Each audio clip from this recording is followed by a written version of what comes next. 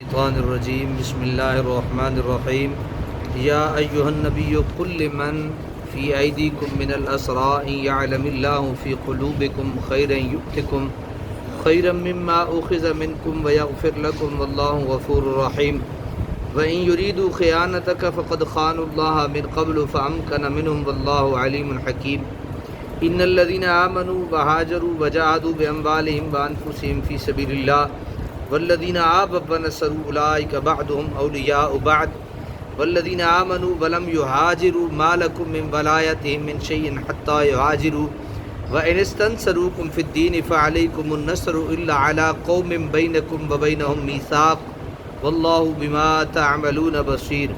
صدق اللہ العظیم۔ آیت نمبر 69 سے لے کر آیت نمبر 72 تک سورہ انفال پارہ 10 انشاءاللہ ہم سماعت کریں گے۔ یا ایھا النبی، اے نبی کریم، قل لمن، آپ فرمائیے، لمن فی ایدیکم من الاسریٰ، ان قیدیوں سے جو تمہارے قبضے میں ہیں، ان یعلم اللہ فی قلوبکم، اگر جان لی اللہ تعالیٰ نے تمہارے دلوں میں خیرن، کوئی خوبی، یؤتکم خیرا، تو عطا فرمائے گا تمہیں بہتر، مما اخذ منکم، اس سے جو لیا گیا ہے تم سے، ویغفر لکم، اور بخشے گا تمہارے قصور، واللہ غفور الرحیم، اللہ تعالیٰ غفور الرحیم ہے۔ اہل مکہ نے اپنے اپنے قیدیوں کی رہائی کے لیے زر فدیہ روانہ کیا۔ چچا عباس نے عرض کی، یا رسول اللہ، آپ جانتے ہیں کہ میں مسلمان ہوں۔ حضور نے فرمایا، اللہ تیرے اسلام کو جانتا ہے، اگر تمہارا دعویٰ اسلام درست ہے تو اس کا فدیہ کا تمہیں اچھا بدلہ مل جائے گا، لیکن کیونکہ تم بظاہر کفار کے ساتھ بدر میں آئے ہو، اس لیے فدیہ ادا کرنا پڑے گا۔ عباس نے عرض کی کہ میرے پاس تو کچھ نہیں، میں کہاں سے لاؤں؟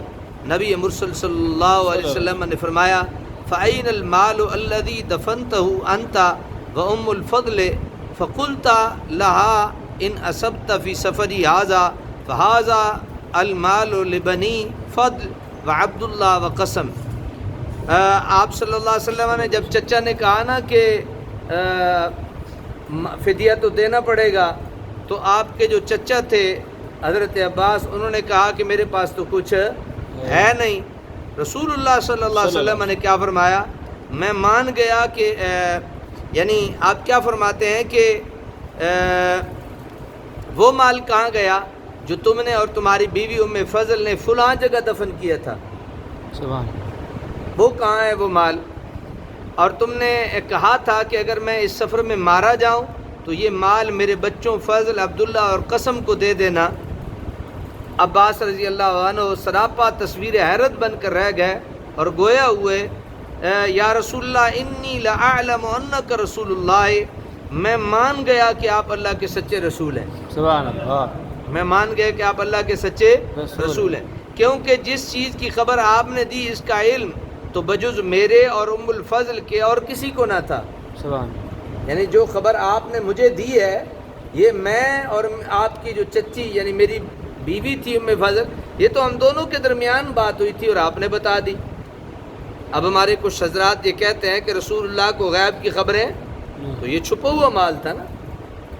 اللہ کے نبی صلی اللہ علیہ وسلم نے کہا کہ چچا وہ دفن جو کر کے آئے ہو مال، وہ کہاں ہے؟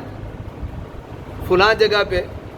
تو حضرت عباس مان گیا، انہوں نے کہا میں مان گیا ہوں کہ آپ اللہ تعالیٰ کے سچے رسول ہیں، کیونکہ جس چیز کی خبر آپ نے دی اس کا علم تو بجز میرے اور ام الفضل کے اور کسی کو نہ تھا۔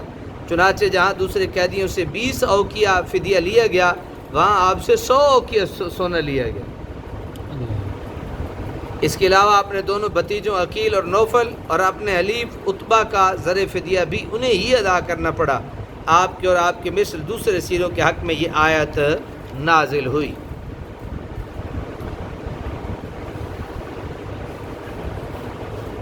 وَإِن يُرِيدُوا خِيَانَتَكَ، اور اگر وہ ارادہ کریں آپ سے دھوکہ بازی کا، تو فقد خان اللہ من قبل، تو حیرت کیوں ہو، انہوں نے تو دھوکہ کیا ہے اللہ سے پہلے ہی، فَأَمْكَنَ مِنْهُمْ، اس لیے تو اللہ تعالیٰ نے قابو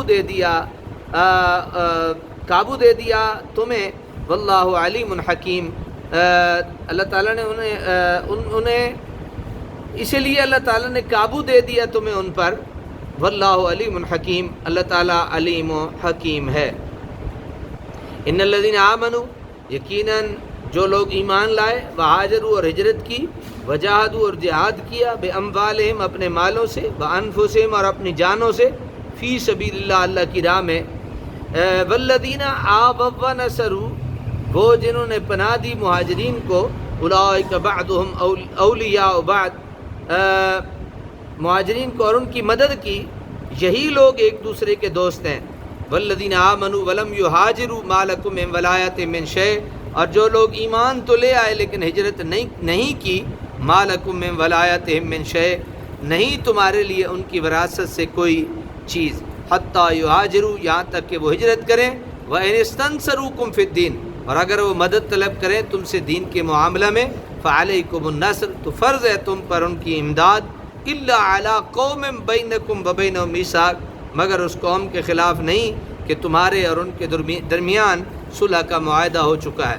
واللہ بما تعملون بصیر، اور اللہ تعالیٰ جو کچھ تم کرتے ہو خوب دیکھ رہا ہے. اس آیت میں ملت اسلامیہ کے مختلف گروہوں کا ان کی اپنی الگ نوعیت کے لحاظ سے ذکر کیا گیا، اور ساتھ ہی ان کے بارے میں دینی سیاسی تعلقات اور حقوق و فرائض کی نوعیت بیان کی گئی. اس لحاظ سے یہ آیت اسلام کے عادلانہ خارجہ پالیسی کا ستون قرار دی گئی.